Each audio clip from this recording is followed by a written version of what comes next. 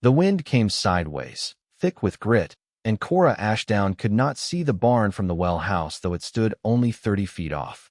She kept one hand on the rope strung between the two buildings and the other on the iron gate wheel, turning it in quarter turns, counting under her breath.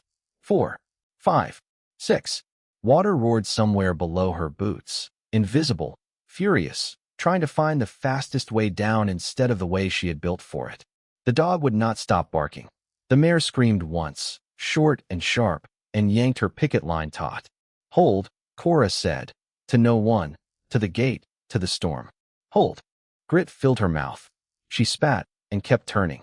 Somewhere behind her a timber cracked, and she did not turn to look, because looking cost time, and time was the only thing she had left to spend. The gauge on the cistern wall read 11 feet of rise in under an hour. It had never risen past 9. She turned the wheel again. 9 turns now. The water dropped in pitch, from a roar to a mutter, sliding into the channel instead of over it. "That's it," she whispered. "That's it, go on." Then the wind took the words, and there was nothing left but the work. 2 years earlier, Reuben Ashdown had stood in the doorway of the house Cora had been born in and told her she was no longer welcome inside it. He did not shout. He was not a shouting man. He held out a folded paper the way a man hands over a debt he is glad to be rid of. "Take the $6 worth," he said. "It's all you're fit for now." The paper was a deed. 60 acres of scrub and red rock 40 miles south. Land his own father had bought sight unseen from a survey agent and never once ridden out to sea, because everyone in 3 counties knew there was no water on it. Reuben had paid $6 for it decades before as a joke on himself, and now he was passing the joke along to his daughter, along with the mare that had been her grandmother's, because even a hard man does not send a girl into the desert with nothing to ride. Cora took the paper. She did not cry in front of him, and she did not thank him either. She rode south with the mare, Duna, and the dog, Scout, who had simply followed and would not be sent home, and she reached the 60 acres on the 9th day of a dry September and stood in the ruin of an old adobe house that had belonged, 3 owners back, to a Spanish family named Zamira, and she understood, looking at the cracked earth and the leaning fence posts, exactly what her father thought of her. She found the notebook on the 4th night, wedged behind a loose adobe brick in the wall of the old house, wrapped in oilcloth gone brittle as a dead leaf. It was not her father's. It was older than that, a rancher's ledger, water-stained, the handwriting slanted and careful, and on the inside cover, in ink gone the color of rust, a name, Inez Zamira Ashdown. Her grandmother, the woman who had died when Cora was 6, whom Cora remembered only as a smell of dried sage and a voice singing low in Spanish. The ledger was half accounts, cattle bought, cattle lost, dollars owed, and half something else entirely. Diagrams. A cistern, cut away in cross-section, 14 feet down, lined in careful cross-hatching marked Cal Y Arena, Tresa Uno, lime and sand, 3-to-1. A network of shallow stone-lined channels running down off the rock shelf above the house, marked with slopes in degrees. Notes on a gate valve, hand-forged, salvaged from an old mission 12 miles east. And in the margin, in a hand-grown shaky near the end, El agua no es appeared. Solo es olvida donde es guarda. Water is never lost, only forgotten where it is kept. Cora did not know what a taha was, or an aljibe, but she knew what thirst was, and she began to dig. She built the first section of channel in 11 days, hauling flat stone up from the wash on a drag sled behind the mare, setting each piece by the way the ledger's drawings showed. Mortaring the joints with a lime plaster she mixed by guess, because she had no scale and no one to ask. The first real rain came on the 12th day, a fast, hard squall that turned the wash to chocolate in minutes, and Cora stood at the head of her channel and watched the water come down off the rock shelf, catch in her stonework, and vanish. Not overflow. Vanish. Sunk straight through the joints like the stone had never been laid at all. She rode into town 3 days later for lime, and found her uncle Amos Pruitt at the mercantile counter, a man respected from Tucumcari to the territorial line for knowing more about water in that country than any man living.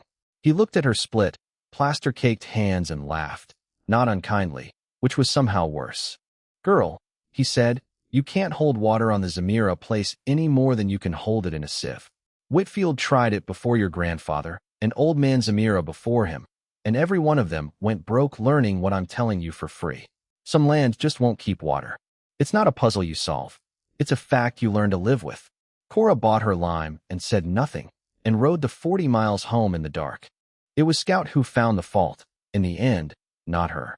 The dog kept pacing the same 8 feet of channel, sniffing at a seam, refusing to move on, and on the third morning of this Cora knelt where he sniffed and pressed her thumb into the mortar and felt it crumble like dry cake. Too much sand. Her guess had been wrong, closer to 5 parts sand to 1 of lime, not 3, and lime that had gone stale sitting open in the wagon besides. She remixed a single test patch that afternoon, 3 parts sand to 1 of fresh slaked lime, worked thin and pressed hard into the seam with the flat of a spoon, and let it cure 4 full days under wet burlap the way the ledger's margin note instructed, though she did not yet understand why. On the 5th day, she laid a length of cotton thread across the patch seam and poured a bucket over it, slow. The thread did not move. Nothing bled through beneath it. She sat back on her heels in the dirt and put both hands over her mouth, and Scout put his head in her lap, and that was the whole of the celebration. She began the chalkboard that week, nailed to the inside wall of the well house. A running tally. Rain caught in inches down 1 column, gallons held down the other, and at the bottom of every week's figures, in her grandmother's old habit copied now into her own hand, the day's total against the day before. By the following spring, she had extended the stone channels 400 feet up the rock shelf and dug the first 8 feet of the underground cistern her grandmother's drawings called for, 14 feet total, walled and plastered in the corrected ratio. A hand-forged gate valve bought off a widow near the old mission for $4 and a day's labor, mending her fence. Her brother Eli rode out most Sundays now, said little, mended what needed mending, hauled what needed hauling, and once, without being asked, spent a full week helping her set the last 3 courses of cistern wall, his hands blistered raw by the 4th day, never once complaining. There were nights Cora sat on the cistern's unfinished rim with the ledger open on her knees and did not believe any of it would hold. The chalkboard said 4,200 gallons banked since October. It did not feel like enough against 60 acres of red rock and a country that had not seen real rain in 14 months. Eli found her there once, past midnight, and said only, "Grandmother believed it," and left it at that, and rode home before dawn. The second setback came in June, when a wall of the upper channel, built too fast and too near the wash's flood line, went out entire in a single hard rain, 40 feet of stonework and 11 days of labor gone downstream in under a minute. Cora stood in the wreck of it the next morning and did not speak for a long while. Then she picked up the first stone and started again, this time 40 feet further back from the wash. Word of the well girl had spread by then through Pruitt's Mercantile and every porch between there and the county line, and opinions split 3 ways, the way it does. Old Mrs. Kettner, who ran the boarding house, called it a fool's errand and said so to anyone who'd listen. Young Del Bracken, whose family ranched the next section over, rode out twice just to see the cistern for himself and came away saying nothing bad about it, which from Del was practically an endorsement. And the sheriff, Tull, a man who owed nobody anything and flattered nobody either, said only that he'd believe it the day he saw it, and left it at that, which was fairer than most. That October, the barometer in Amos Pruitt's own store, the only one in 3 counties, dropped faster and further than anyone living had seen it drop, and Cora watched a ring form pale and wide around the moon 2 nights running, and Duna would not settle in her stall, and Scout paced the yard at all hours refusing his supper. Cora rode to town and told Amos plainly what the signs said. He waved it off from behind his counter. "Rings and dogs," he said. "That's old wives' talk. Girl, not weather. You go on home and mind your ditches." She went home and minded her ditches. She closed every gate she owned a half open, checked every seam by lamplight, and set Eli's old cracked cowbell on a string across the wash trail so she'd hear it if the water came at night. The first wind hit 2 days later, and it did not slacken. It rose instead, hour on hour, dust so thick by mid-afternoon that the sun went the color of a blood orange and then went out altogether, and somewhere behind that wind, unseen, the rain that had been building over the mountains for 11 months finally broke loose all at once. Amos Pruitt's own earthen stock tank, the finest in the county by his own reckoning, went out within the hour, its banks sliced through by runoff with nowhere built to go, 40 head of his cattle scattering blind into the dust with the water they needed running to waste beneath their feet. It was into this that the flashback delivered Cora back to the gate wheel, 9 turns already given, the roar dropping to a mutter beneath her boots, Scout still barking, Duna still fighting her line, and the story did not pause there. It went on. A second surge came harder than the first, off the rock shelf all at once where 2 channels met, and for a moment the cistern's intake choked on its own debris, a mat of brush and dead grass jamming the great Cora had set 18 months before and never once needed to clear in a storm. Water backed up behind it in seconds, climbing the stone wall toward the overflow lip that had never once been tested. Cora went down on her knees in the mud without a thought for the risk of it, plunged both arms into the churn to the shoulder, and tore the mat free by main strength, dragging it clear as the whole intake shuddered and swallowed hard, and the level behind it dropped a full foot in a breath. She sat back in 6 inches of running water, arms bleeding from unseen scratches, and did not feel any of it yet. It was Scout's barking, gone suddenly frantic and pointed, not at the storm but toward the wash trail, that brought her up onto her feet again. Through the brown murk, she saw a shape on horseback, listing hard, a horse gone lame in the churn, and a rider unable to hold it upright. She knew the shape of that hat before she knew the face beneath it.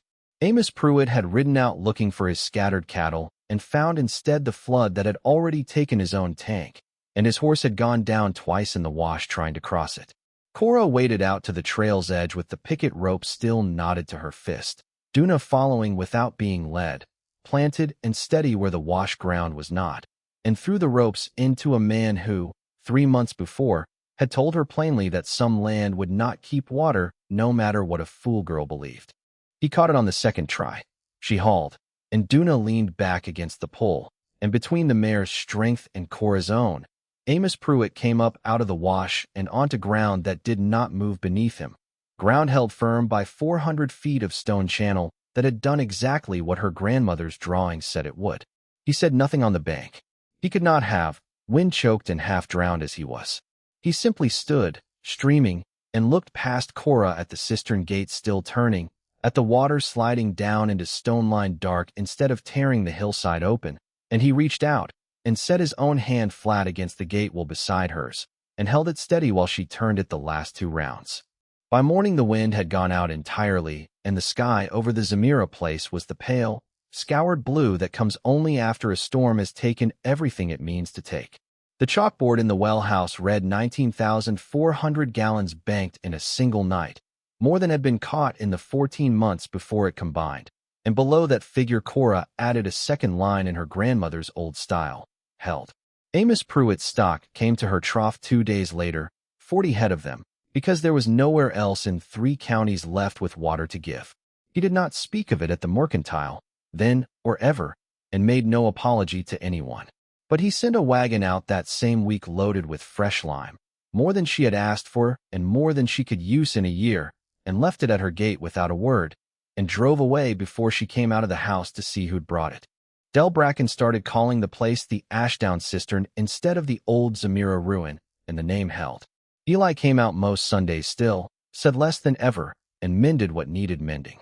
Cora kept the ledger going in her grandmother's own hand-me-down style, rain in one column, gallons in the other, week against week, the way it had always been done on that land by the only 2 people who had ever believed the land was worth doing it for. In the evening, with the last light gone copper over the rock shelf, she walked the length of her stone channel alone, the dog ranging ahead of her and the mare grazing loose on the slope, checking each seam by hand the way she had every evening since the thread first held still under running water. She found nothing wrong. She had not expected to. It was not the checking that mattered anymore, only the doing of it, the same round made at the same hour, plain and unremarkable as breathing. It was never a fact to live with, she thought, running her thumb along a seam gone hard and true as stone itself. Only a fact nobody before her had troubled to change.